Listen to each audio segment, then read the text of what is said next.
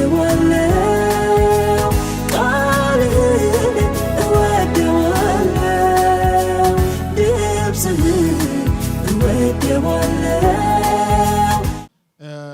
መጽሐፍ ቅዱሳችንን ያዝን አንደኛ ተሰሎንቄ ምዕራፍ 5 ቁጥር 16 ላይ ያለውን ቃል እናነባለን። እሺ በኢየሱስ ስም ሁል ጊዜ ደስ ይበላችሁ ሳታቋርጡ ጸልዩ በሁሉ ምን በሉ አለ። ሶስት ነገር እዚህ ቦታ ላይ ሐዋርያው ይናገራል። ቀጥዬም አነበዋለሁ። ይህ የእግዚአብሔር ፍቃድ በክርስቶስ ኢየሱስ ወደ እናንተ ነውና መንፈስን አታጥፉ፣ ትንቢትን አትናቁ፣ ሁሉን ፈትኑ፣ መልካሙን ያዙ፣ ከማናቸውም አይነት ክፉ ነገር ራቁ። የሰላም አምላክ ራሱ ሁለንተናችሁን ይቀድስ፣ መንፈሳችሁ፣ ነፍሳችሁ፣ ስጋችሁም ጌታችን ኢየሱስ ክርስቶስ በመጣ ጊዜ ያለ ነቀፋ ፈጽመው ይጠብቁ። ሃሌሉያ። ሁሉ ጊዜ ያለ ነቀፋ ሆነን መጠበቅ ይሁንልን። ጠገባችሁ ያለውን ሰው ምትወደውን ጌታ በሉት፣ ያለ ነቀፋ ጠብቅ። አሜን አለ። በደንብ ልስማችሁ። የሰላም አምላክ ሁለንተናችሁን ይቀድስ፣ መንፈሳችሁን፣ ነፍሳችሁን፣ ስጋችሁን አለ። ለዚህ ጌታችን ኢየሱስ ክርስቶስ በሚመጣበት ሰዓት ላይ ያለ ነቀፋ ሆናችሁ እንድትጠብቁ ይላል። ምን ያህል መታደለው! ይህ በክብር የተሞላው ጌታ ዳግመኛ ሊወስደን ሲመጣ ያለ ነቀፋ ሆኖ መጠበቅ እጅግ ትልቅ መታደል ነው። የኢየሱስ አመጣጥ እንደምታውቁ ልክ ድንገተኛ ስለሆነ እንደ ሌባ ስለሆነ የሚመጣው አማኝ መንፈሱን፣ ነፍሱን፣ ስጋውን በሰላም አምላክ ቀድሶ ጌታችን ኢየሱስ ክርስቶስን መድኃኒቱን ጌታውን የሆነውን ጌታ ያለ ነቀፋ ሊጠብቅ ይገባል። ኢየሱስ ይባረክ። ዋና ማውራችሁ ቃል ቁጥር 16 ላይ ያለው ቃል ነው። ነገር ግን ይህንን መልእክት እየሰማችሁ ባለፈውም ሳምንት እዚህ ቦታ ላይ ሲሰበክ ነበር። ጌታችን ኢየሱስ ክርስቶስ በድንገት ይመጣል። ጌታችን ኢየሱስ በድንገት ይመጣል። ሃሌሉያ። ስለሚመጣው ጌታ ክብር አምጡለት።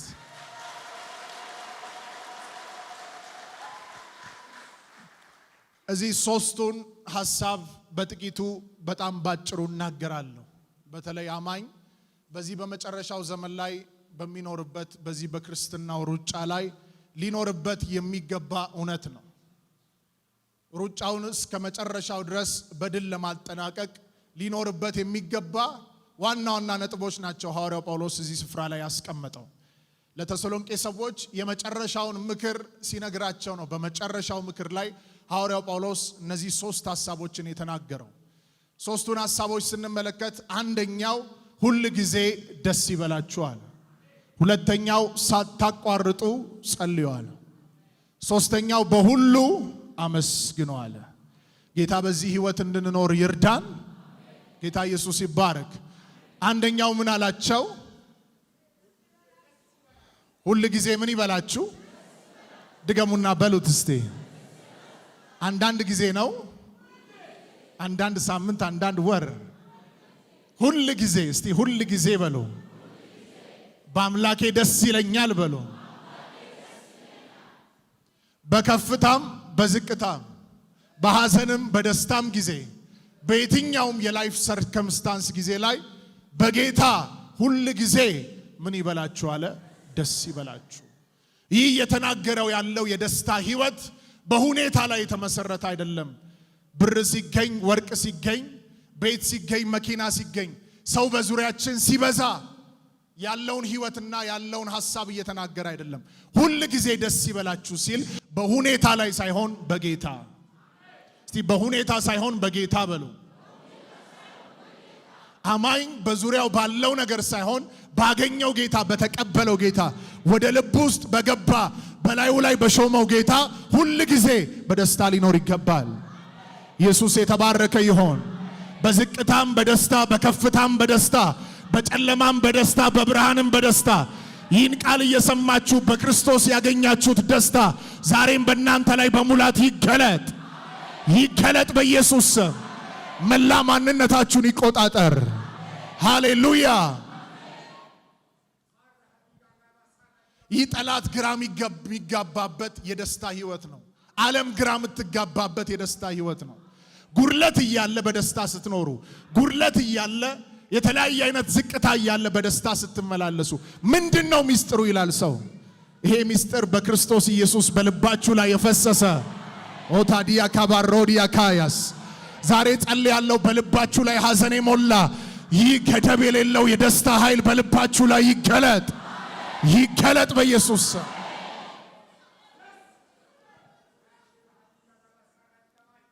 ዕንባቆም 3:17 ላይ ዕንባቆም ሲናገር እንደዚህ አለ፣ እኔ ግን አለ በመድኃኒቴ አምላክ ደስ ይለኛል፣ ሐሴት አደርጋለሁ።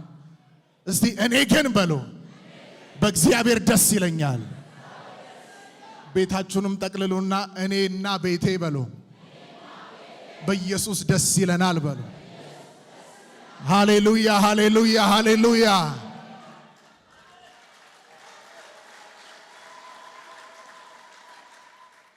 በኢየሱስ ስም አነበዋለሁ። አሜን። ምንም እንኳን በለስም ባታፈራ፣ ምን አለ?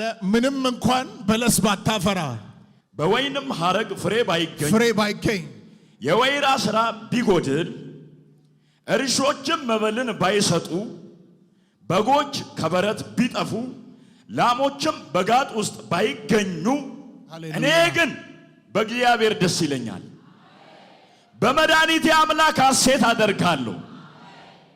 ጌታ እግዚአብሔር ኃይሌ ነው። ጌታ እግዚአብሔር ኃይሌ ነው። እግሮቼን እንደ ዋላ እግሮች ያደርጋቸዋል። እግሮቼን እንደ ዋላ እግሮች ያደርጋቸዋል።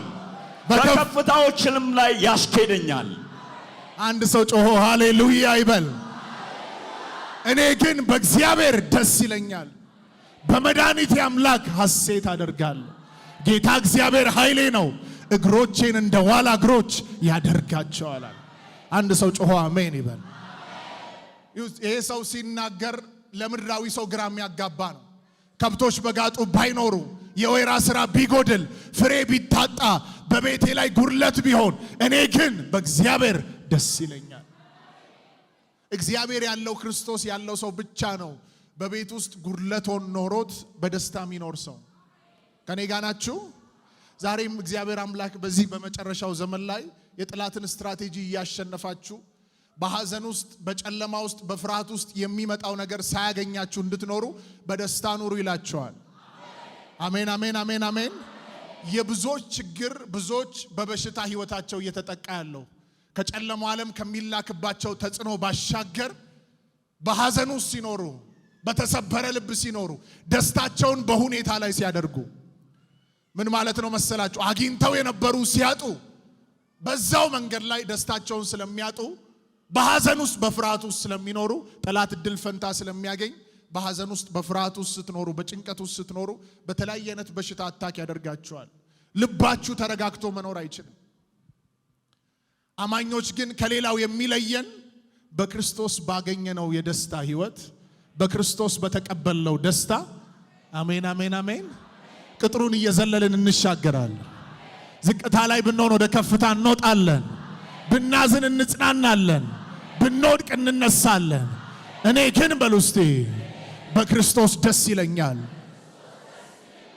ሐዋርያው ጳውሎስ ፊልጵስዩስ መጽሐፍ እንግዲህ የመጨረሻ መልእክቶቹ ከጻፋቸው መልእክቶች መሃል አንዱ ነው። ፊልጵስዩስ መጽሐፍ በእስር ቤት ሆኖ የጻፈው መጽሐፍ ነው። በፊልጵስዩስ ላይ 4 ምዕራፍ አለ። በእነዚህ 4 ምዕራፍ ላይ 16 ጊዜ ስለ ደስታ ተናግሯል። በእስር ቤት ሆኖ 16 ጊዜ ስለ ደስታ ያወራል ያ መጽሐፍ። በአዲስ ኪዳን ካሉ መጽሐፍቶች ስለ ደስታ በጣም ብዙ ጊዜ የሚያወራ መጽሐፍ ፊልጵስዩስ መጽሐፍ ነው። ይህ ሰው ይህንን መልእክት ሲጽፍ የነበረበት ሁኔታ አይመችም። በእስር ነው የነበረው። ሰዎች ወደሱ መጥተው ሊያጽናኑት በዙሪያው ሲመጡ እንደዚህ ይላቸዋል። ፊልጵስዩስ ምዕራፍ 4 ቁጥር 4 ላይ ስታነቡ ሁል ጊዜ በጌታ ደስ ይበላችሁ፣ ደግሜ ላለው ደስ ይበላችሁ። ደጋግሞ መልእክቱን ሲያስተጋባ ወደ እነሱ ሁል ጊዜ በጌታ ደስ ይበላችሁ፣ ደግሜ ላለው ምን ይበላችሁ አለ? በማን? የክርስቶስ ደስታ በልባችሁ ላይ የገባ ግን በአጥንታችሁ ውስጥ፣ በደማችሁ ውስጥ፣ በደም ስራችሁ ውስጥ፣ በእናንተ በሆነው ነገር ሁሉ ውስጥ ዘልቆ የሚገባ ነው። ሃሌሉያ ሃሌሉያ።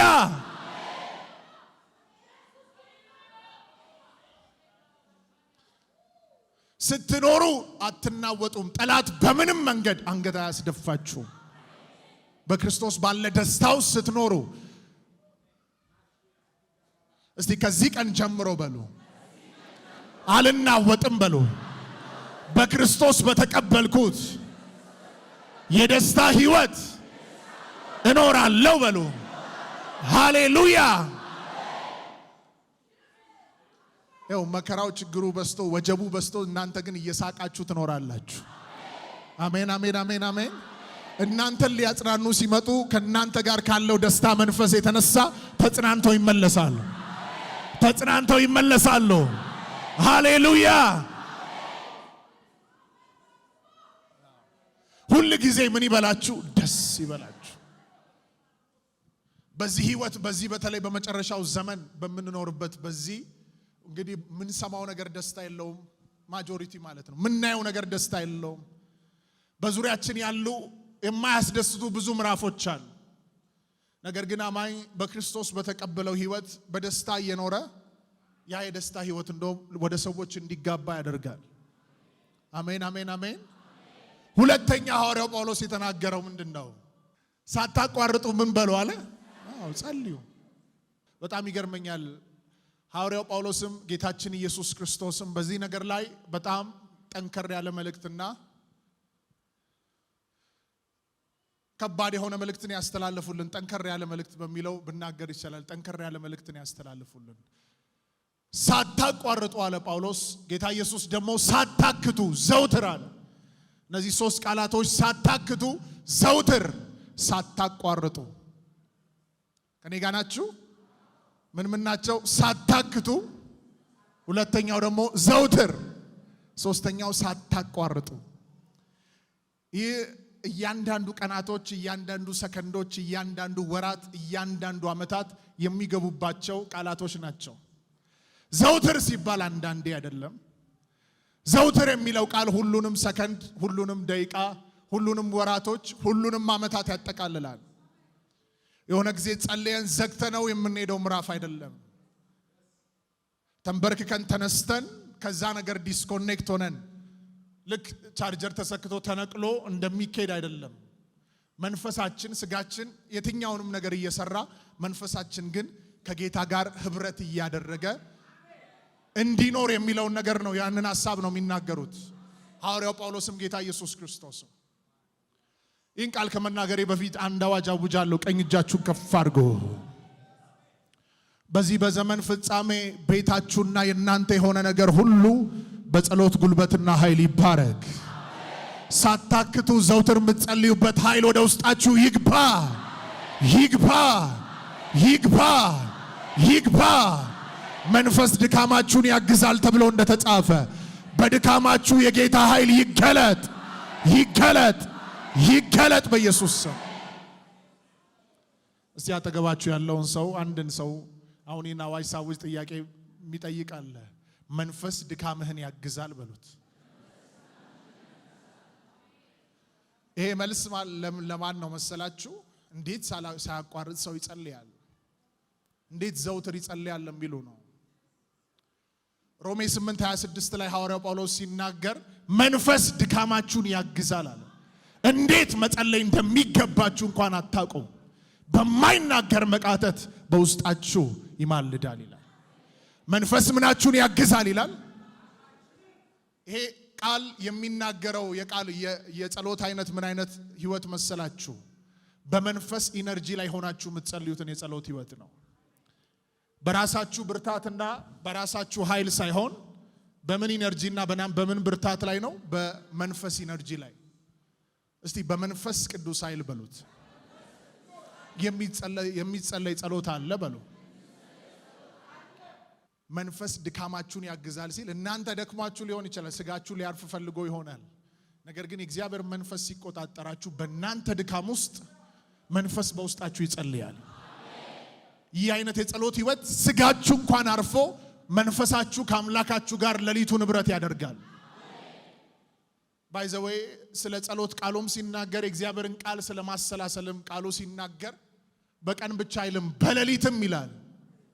ለምን መሰላችሁ? ከአምላካችን ጋር ህብረት የሚያደርገው ማንነታችን ስጋችን አይደለም። ስጋችን 12 ሰዓት ሰርቶ 8 ሰዓት ሊተኛ ይችላል። መንፈሳችን ግን ከተፈጠረ ጊዜ ጀምሮ ተኝቶ አያውቅም። እግዚአብሔር መንፈስ ስለሆነ ህብረት የምታደርጉት በውስጥ ካለው ማንነታችሁ ከመንፈሳችሁ በመንፈሳችሁ ነው ህብረት የምታደርጉት ከአምላካችሁ ጋር።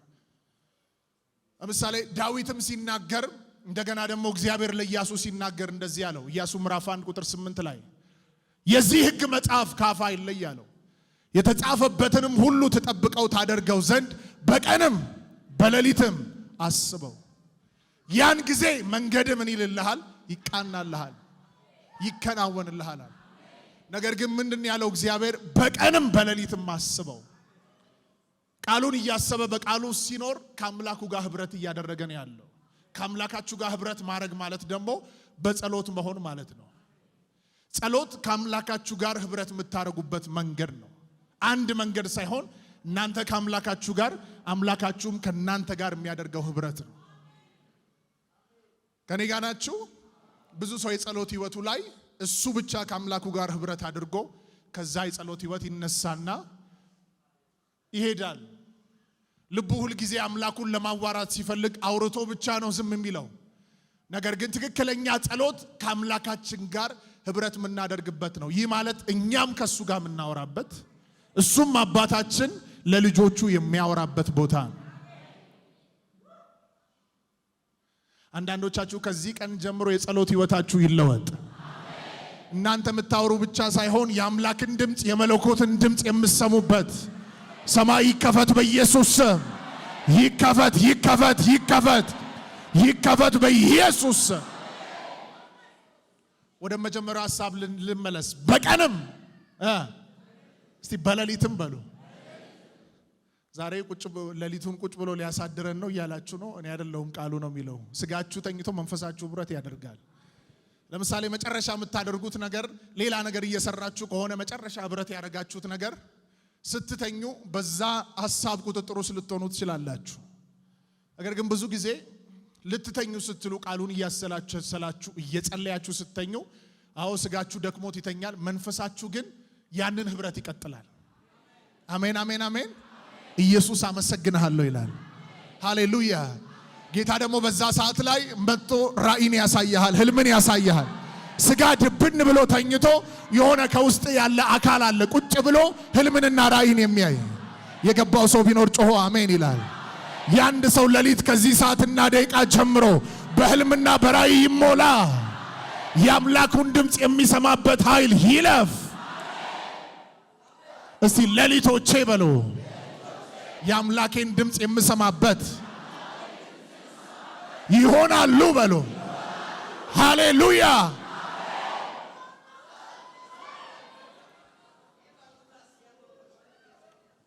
አብርሃም ዘፍጥረት 15 ላይ ነው መስዋዕት አድርጎ፣ ዘፍጥረት 15 ነው አይደል? በቀኝም በግራም እሺ መስዋዕት አድርጎ የእግዚአብሔርን ድምጽ እየጠበቀ ነው ያለው። በዚህም በኩል ስጋ አድርጓል፣ በዚህም በኩል መስዋዕት አድርጓል። የእግዚአብሔርን ድምጽ እየጠበቀ ነው ያለው ይህ ሰው።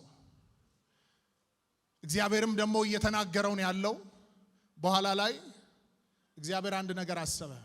ስጋው ተኝቶ መንፈሱ ግን እያየ መጥቼ አንድ ኪዳን ገባለሁ አለ። አሜን አትሉ? ይህንን አድርግ ብሎ መጥቶ ነግሮታል። ሳይተኛ በስጋ አውርቶታል። ከዛ በስጋ እያለ አውርቶታል ሳይተኛ ማለት ነው። በዚህም ሳይድ መስዋዕት አደረገና እየጠበቀ እያለ ከባድ እንቅልፍ እግዚአብሔር ጣለበት። እሱም ተኛ። ሲተኛ ስጋው ተኝቷል፣ መንፈሱ ግን ያይ ነበር እግዚአብሔር የሚያደርገውን ነገር። እግዚአብሔር በዛ መስዋዕት መሃል አለፈና ለአብርሃም ኪዳን ገባለት። እኔ የገባውልን ኪዳን ባልጠብቅ ባላደርግ እንደዚህ ልሰንጠቅ ብሎ ነው ኪዳን የገባለት እግዚአብሔር። እሱ ተኝቷል፣ በመንፈስ ግን መንፈሱ አክቲቭ ስለነበረ የአምላኩን ድምጽ ይሰማ ነበር። አምላኩ የሚያሳየውን ነገር ያይ ነበር። ሲያጠገባችሁ ያለውን ሰው ከዚህ ቀን ጀምሮ በሉት ሌሊቶች የጌታን ድምጽ በመስማት ይሞላሉ በሉ። ይሄን የተናገርኩበት ምክንያት መንፈስ በትንቢት አሁን በዚህ ሰዓት ላይ ያወጅኩም ቢሆን በቀንም በሌሊትም ከአምላካችን ጋር ሳናቋርጥ ህብረት የምናደርግበትን የጸሎት ህይወት እንድንለማመድ ሐዋርያው ጳውሎስ እዚህ ጋር አስቀመጠ። ሳታቋርጡ ጸልዩ። ኤፌሶን ምዕራፍ 6 ምዕራፍ 5 ላይ ሐዋርያው ጳውሎስ ተመሳሳይ ሐሳብ ይናገራል። ኤፌሶን 6:18 ላይ እንደዚህ ይላል፣ በጸሎትና በልመና ሁሉ ዘውትር በመንፈስ ጸልዩ። በጸሎትና በልመና ሁሉ ዘውትር በመንፈስ ጸልዩ። ምዕራፍ 5 ቁጥር 19 ላይም ሲናገር እንደዚህ ይላል፣ በመዝሙርና በዝማሬ በመንፈሳዊም ቅኔ እርስ በርሳችሁ ተነጋገሩ፣ ለጌታ በልባችሁ ተቀኙና ዘምሩ። ለጌታ በልባችሁ ተቀኙና ዘምሩ። ሃሌሉያ። ምዕራፍ 6 ላይ ሲናገር ዘውትር በመንፈስ ምን በሉ እስቲ፣ ዘውትር በመንፈስ ጸልያለሁ በሉ። ዘውትር በመንፈስ ጸልዩ አለ። ምዕራፍ 5 ላይ ቁጥር 18 ላይ ሲመጣ በምን አይነት መንገድ ሲል እንዲህ ብሎ ይናገራል፣ በመዝሙርና በዝማሬ። አንድ ሰው በልቡ እየዘመረ ለጌታ በልቡ እየተቀኘ ካለ ያ ሰው መንበርከክ አይጠበቅበትም። በጸሎት አትሞስፌር ውስጥ ነው ያለው። ከአምላኩ ጋር ህብረት የሚያደርግበት መንገድ ላይ ነው ያለው ማለት ነው። ጸሎትን ከመንበርከክ ጋር ብቻ እናያይዘው። ስንንበረከክ በጣም ኳሊቲ ታይም እያሳለፍን ነው። ለዓለም ነገር ድምጻችንን ማውራት ትተን ዘግተን ስልካችንን ዘግተን ሰው አጠገባችን ሳይኖር ተንበርክከን የምናሳልፈው ያ የምንጸልየው ህይወት በጣም የተለየ ኳሊቲ ያለው ታይም። ነገር ግን በውጪ በምናሳልፍበት ከቅዱሳን ጋር በምናሳልፍበት በምንገባበት በምንወጣበት ቦታ ላይ በመዝሙር በዝማሬ በመንፈሳዊም ቅኔ በልባችን ለጌታ እንድንቀኝና እንድንዘምር ዘውትር በመንፈስ እንድንጸልይ በቃል ውስጥ እንድንኖር ሐዋርያው በተደጋጋሚ ይናገራል። እዚህ አሁን እየተናገርኩ ያላችሁ ሐሳቦች ብዙ ሰዓት መናገር ይጠበቅብኛል። ነገር ግን ቃሉን አንብቡት። ጌታ ኢየሱስ ይባረክ። ስለዚህ ሁለተኛው ሐሳብ ምንድነው? ሳታቋርጡ ምን በሉ? ጸልዩ። ሶስተኛው ደግሞ ምንድነው? በሁሉ ምን በሉ?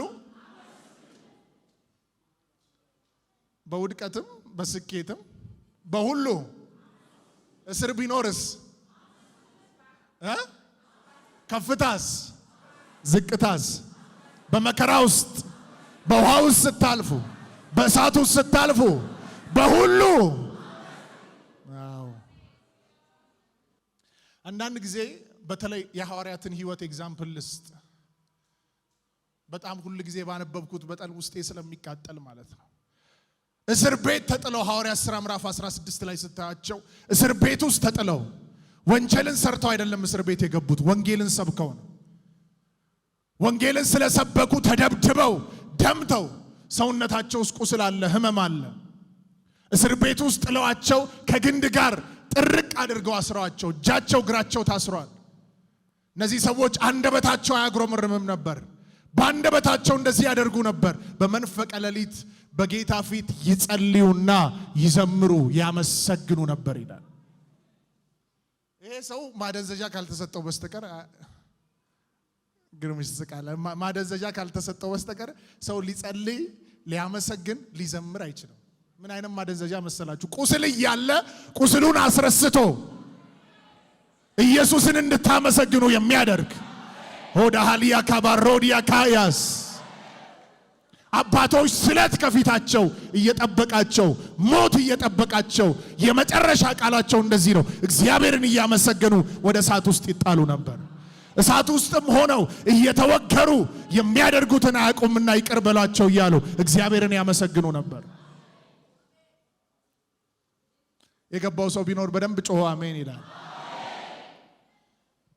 ስለዚህ እነዚህ ሰዎች እስር ቤት ተጥለው ሰውነታቸው ደምቷል፣ ወንጌልን ሰብከው እኛ ብንሆን በዛ ሌሊት ምን አድርጌ ላንተ ብዬ በተናገርኩት እንደነ ጳውሎስ እኮ በድንጋይ ተወግረው ተደብድበው የሞቱ መስሏቸው ጥለዋቸው ሲሄዱ እነሱ አራግፈው ይነሳሉ። ምናልባት ጥርሱ ወልቆ ሊሆን ይችላል። አው ጥርሱ የወለቀውን ጠራርጎ ደሙን ጠራርጎ ይሄዳል ማለት ነው። ነገር ግን የህመም አይሰማቸውም ነበር። ለዚህ ነው ጳውሎስ እኮ በሞቱ እሱን መስለው ዘንድ እመኛለሁ አለ። ሰው እንዴት በሞቱ ክርስቶስን ለመምሰል ይመኛል?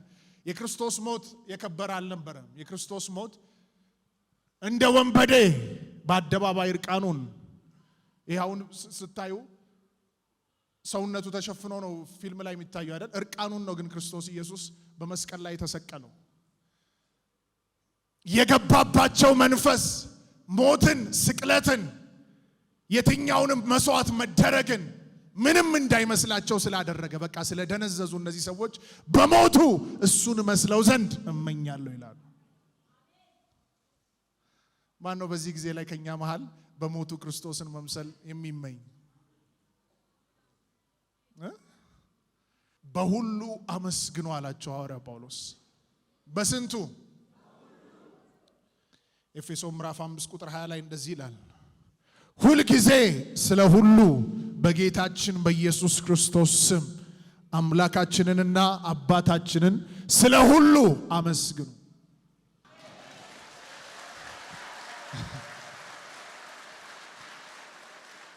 ሁል ጊዜ ስለ ሁሉ በጌታችን በኢየሱስ ክርስቶስ ስም። እዚህ ጋር በጣም ትልቅ መልእክት ነው የሚናገረው። በማን ስም? ባይዘው እዚህ ጋር አስምሩበት። ትክክለኛ ኢፌክቲቭ የሆነ ጸሎት፣ ሰማይ የሚሰማው ሰማይ የሚያውቀው ጸሎት በክርስቶስ ኢየሱስ በኩል የሚጸለይ ጸሎት ነው። ለዚህ ነው ወልድ እንኳን በምድር ላይ ያለ በስሜ የምትለምኑትን ነገር ሁሉ አደርገዋለሁ አለ። በማን ስም? ጸሎታችሁ በጣም ዲፔንድ መሆን ያለበት በጣም በተለያየ አይነት ቃላት ችሎታ አይደለም። ለምሳሌ ከኔ አሁን ስጸልይ ልትለምድ የሚገቡት ነገር ፎከስ ስታረጉ ከዚህ ስገስጽ ወይ ከባህር ጫፍ እስከ ባህር ጫፍ እያልኩ ምገስጸውን ወይ አንዳንድ ማውራቸውን ከባባድ ቃላቶች አይደሉም። እነዛን ቃላቶች ተዋቸው። ስሙን እየደጋገምኩ እየጠራው ምጸልይበትን የጸሎትን ህይወት ያንን ተካፈሉ። ከቃሉም ያንን እንካፈል። አሜን አሜን አሜን አሜን። በየሰከንዱ በጸሎታችሁ መሃል ኢየሱስ ኢየሱስ ኢየሱስ ኢየሱስ በኢየሱስ ስም ጸልያለሁ፣ በኢየሱስ ስም አዛለሁ። እስቲ በኢየሱስ ስም በሉ፣ ጸልያለሁ በሉ። በኢየሱስ ስም አፈርሳለሁ፣ በኢየሱስ ስም ጸልያለሁ በሉ። ሃሌሉያ።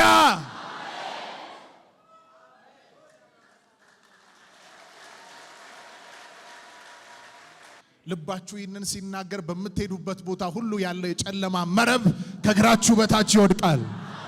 እናንተን ለመጥለፍ ያለ ከእግራችሁ በታች ይወድቃል፣ ይወድቃል። ደዌ ሊመጣ ይችላል፣ ተጽዕኖ ሊመጣ ይችላል። ይህን ስም እየጠራችሁ ሰከንድ መቀመጥ አይችልም፣ ለቆ ይሄዳል። ሃሌሉያ። ነገር ግን በጌታችን በኢየሱስ ክርስቶስ ስም በኩል አምላካችንና አባታችንን ስለ ሁሉ አመስግኑ። እስቲ በሁሉ አመሰግናለሁ። በከፍታ በዝቅታ በሐዘን በደስታ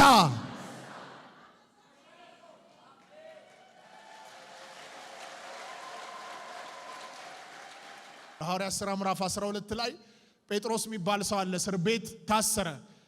ለሱ ሲጸለይ መልአክ ተገለጠ፣ ከእስር ቤት ተፈታ። ምዕራፍ 16 ላይ ስታዩ ጳውሎስ እስር ቤት ተጥሎ እያለ በእስር ቤት ውስጥ ሆኖ ታስሮ እያለ በመንፈቀ ሌሊት ጌታን ያመሰግኑና ይጸልዩ ነበር ይላል። እነሱ ደግሞ ዩኒክ ናቸው፣ ሌሊት አልተኙም። ምን ያደርጉ ነበር? ቁስላቸው ገና አልደረቀም፣ ገና 2-3 ቀን አልቆዩም፣ እስር ቤቱን አልተላመዱም። ነገር ግን እነሱ በእስር ቤት ውስጥ ተሰምቶ የማይታወቅ ድምፅ ኢየሱስ ሆይ አመሰግንሃለሁ፣ ኢየሱስ ሆይ አመሰግንሃለሁ ይላል። በክርስቶስ ኢየሱስ በኩል እግዚአብሔር አብን ያመሰግኑ ነበር። ልክ እያመሰገኑ እያለ ቀድሞ ሐዋርያት ሥራ ምዕራፍ 12 ላይ መልአክ ነበር የተገለጠው። እነሱ ግን እያመሰገኑ እያለ እግዚአብሔር ራሱ በዛ እስር ቤት ላይ ወረደ። የእስር ቤቱ መሰረት ተናወጠ ይላል። ሃሌሉያ። በምስጋና ውስጥ እግዚአብሔር ምስጋናውን ሊቀበል በዛ እስር ቤት ላይ ሲገለጥ የእስር ቤቱ መሰረት ተናወጠ። ቃሉ እንደዚህ ይላል፣ የሁሉም እስራት ተፈታ፣ ደጆች ሁሉ ተከፈቱ ይላል። ሃሌሉያ። በምስጋና ውስጥ የሁሉ እስራት ይፈታል። በምስጋና ውስጥ የተዘጉ ደጆች ይከፈታሉ። በምስጋና ውስጥ ድል አለ። ሃሌሉያ። የዚህ በሁሉ እያመሰገኑ እያለ እስር ቤቱ ምን አደረገ? ሼክ አደረገ። አንዳንድ የቆማችሁበት ያስጨነቃችሁ ስፍራ ቆማችሁ ስታመሰግኑ ከስር መሰረቱ ያናውጠዋል እግዚአብሔር። ለመሰላችሁ ልጄ በዚህ ሁኔታ ውስጥ ሆኖ አመሰገነችኝ። ለዚህ ወዲያው ፈጥኜ እፈርድላታለሁ ይላል። ይገለጣል፣ ሰንሰለትን ይበጥሳል። እስቲ ቀኝ እጅ ነሳ፣ በሁሉ አመሰግናለሁ በሉ። በምንም ተጽዕኖ ውስጥ ያላችሁ አውጁ፣ በሁሉ አመሰግናለሁ በሉ። ባይዘዌ እነዚህ ሶስቱን ቃል በልባችሁ ይዛችሁ ወስዳችሁ በእነዚህ ብትኖሩ በዚህ በዘመን ፍጻሜ ላይ የናንተን በዙሪያችሁ ያለውን ተጽዕኖ ብቻ አይደለም ምድሪቱ ላይ ያለውን ክፉ ሁሉ ታሸንፋላችሁ። ሐዘን በር አግኝቶ እናንተ ቤት ውስጥ መግባት አይችልም። ያላችሁበት ኢንቫይሮንመንት ከአምላካችሁ ጋር ህብረት እያደረጋችሁ ስለሆናችሁ ጠላታችሁ ባጠገባችሁ 1000 ይወድቃል፣ በቀኛችሁ 10,000 ይወድቃል፣ ወደ እናንተ ግን አይቀርብም። ሃሌሉያ።